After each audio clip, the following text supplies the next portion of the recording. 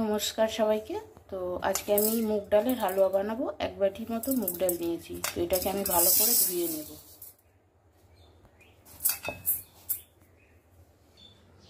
এটাকে আমি ভালো করে ধুয়ে নিয়েছি। এটাকে একটু কাপড় দিয়ে মুছে নেব। দেখুন আমি কাপড়ে ঢেলেছি, এটাকে ভালো করে মুছে নেব।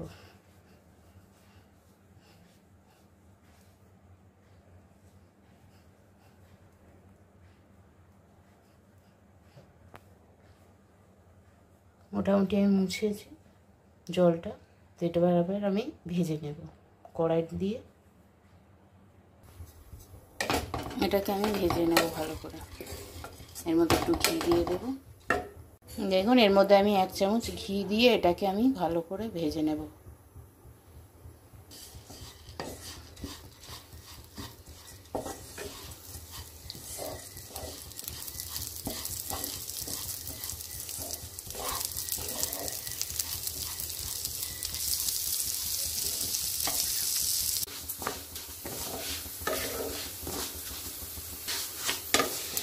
দেখুন আমার ডালটা মোটামুটি ভাজা হয়ে গেছে। তো আমি এবার এটাকে একটু ঠান্ডা হতে দেব।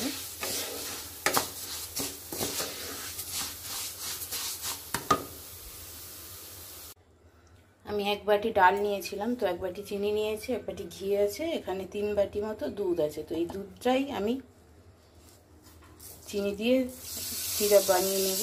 এই দুধের মধ্যে চিনি দিয়ে দিলাম আর একটু কেশর দিয়ে দেবো।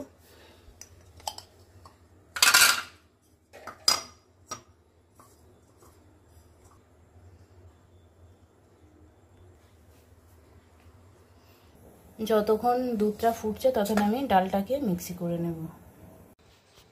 দেখুন এইভাবে আমি এটাকে মিক্সি করে নিয়েছি। খুব মিহি না, একটু দানা দানা ভাব আছে।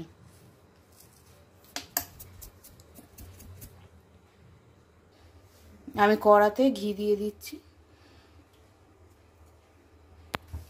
এই ঘিয়ের মধ্যে আমি এই বাদাম কটা ভেজে নেব।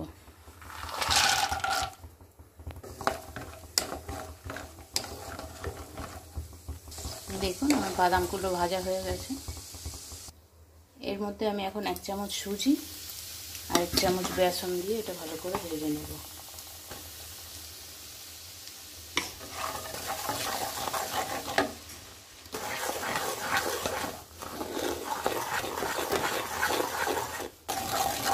এখন দিয়ে দেবো এর মধ্যে আমি ডাল, বেটে রাখা ডালটা।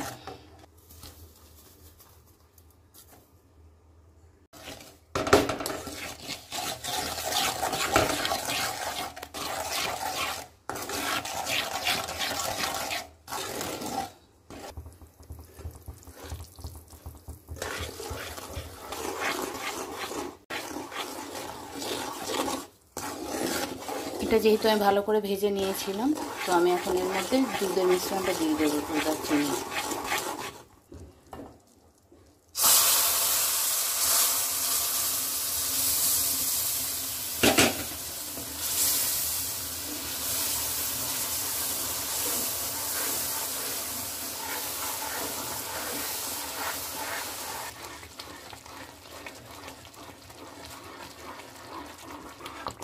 তো এখন নাড়া বন্ধ করলে হবে না, আমাদের কন্টিনিউ নেড়ে যেতে হবে।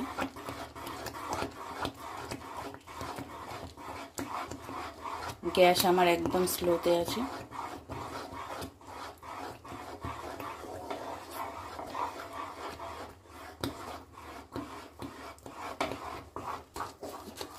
দেখুন যতক্ষণ না আমাদের এটা ঘি ছাড়বে ততক্ষণ আমি এটাকে নাড়তেই থাকবো। দেখুন আমাদের ঘি ছাড়া স্টার্ট হয়ে গেছে। সাইড সাইডে ঘি।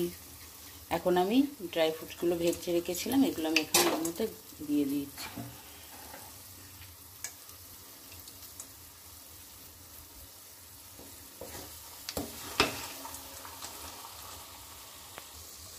দেখুন আমাদের হালুয়া রেডি।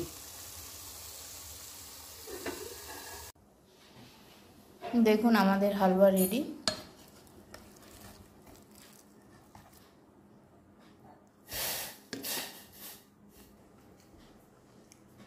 এর উপরতে আমি একটু বাদাম কুচি দিয়ে দিলাম।